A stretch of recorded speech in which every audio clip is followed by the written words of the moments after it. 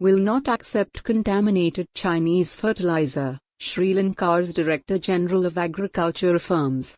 A batch of contaminated fertilizer sent from China appears to be the center of a heated diplomatic row between Sri Lanka and China at the moment. As per Sri Lanka Plant Protection Ordinance, no product should contain microbes, but as per tests and analysis carried on the Chinese samples, a bulk permit cannot be allowed as both tests carried out on the samples showed the batches contaminated with harmful microbes. When asked about the Chinese officials' stance to retest the contaminated batch of fertilizer, citing that Sri Lankan tests were not on par with international standards, Dr. Ajanta De Silva, the Director General of Agriculture, said that tests carried out across the world are largely uniform in practice and standard, and that a test carried out in one country is easily acceptable in another. Sri Lanka has already sent a non-compliance report in this regard to China, adding that the country has not allowed for a bulk permit to the Chinese consignment of fertilizer, preventing it from entry or loading in Sri Lanka. Earlier, two Sri Lankan ministers of the governing faction gave two contrasting viewpoints on whether or not the Sri Lankan authorities will retest the said batch of fertilizer with a third-party company accepted by both China and Sri Lanka. It was Sri Lanka's State Minister of Promoting the Production and Regulating the Supply of Organic Fertilizer, Shashindra Rajapaksa, who first said that Sri Lanka has in fact agreed to go ahead with a retest, which was then countered by the country's Minister of Agriculture, Mahindananda Alutpamage, the following day, who said that no retest would be done and that the said batch of contaminated fertilizer will not be allowed into the country. However, Dr. Ajanta De Silva refrained from commenting on the difference in opinion among ministers and stressed that Sri Lanka's present stance remains unchanged on not to test the fertilizer.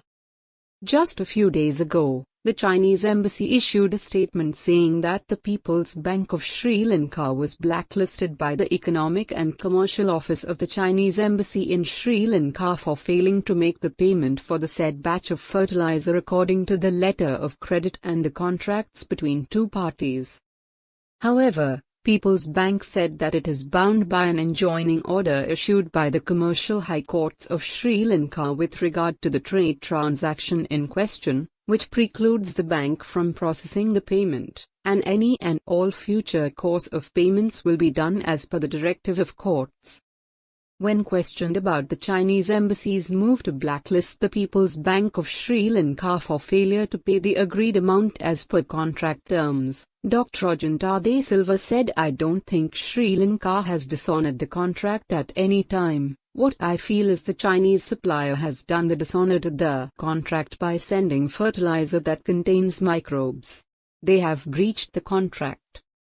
He added that if China is to send fertilizer, it must be a new batch that complies with Sri Lanka standards and legal framework in importing organic granular fertilizer. Despite all of these developments, the vessel carrying the consignment of contaminated fertilizer appears to be 61 nautical miles away from Weligama, according to marine traffic websites.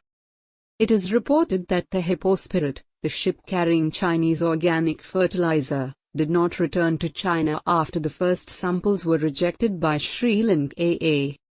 Instead, the Hippo Spirit had sailed to Singapore and altered its course back to Sri Lanka, without returning to China. The ship also appeared to have changed its name as per data available online, which showed the Hippo Spirit ship in Hambantota on the 24th of October under the name Sao Explorer. The Hippo Spirit and the Sao Explorer both share the same IMO number, and therefore it can be confirmed the Hippo Spirit is the Sao Explorer. The IMO ship identification number is a unique 7-digit number that remains unchanged through a vessel's lifetime and is linked to its hull, regardless of any changes of names, flags, or owners. After going out of range on tracking systems, it was confirmed on the 31st of October that the vessel has now entered the Sea of Sri Lanka and is off the coast of Weligama, in the south of Sri Lanka, which is also in close proximity to the Hambantota harbour. Speaking on his stance of whether Sri Lanka's move from chemical to organic fertilizer is a success, Dr. Ajanta De Silva said, "It is a challenge, but I am positive we can do it. We need to find proper organic fertilizer sources with continuous supply either from local or international suppliers. Then we will be able to do the needful without any problem." Sri Lanka's sowing season, known as the Maha season, is underway with only a fraction of farmers kick-starting the cultivating season, while the majority of farmers across the island continue to wait for organic fertilizer to be provided to them.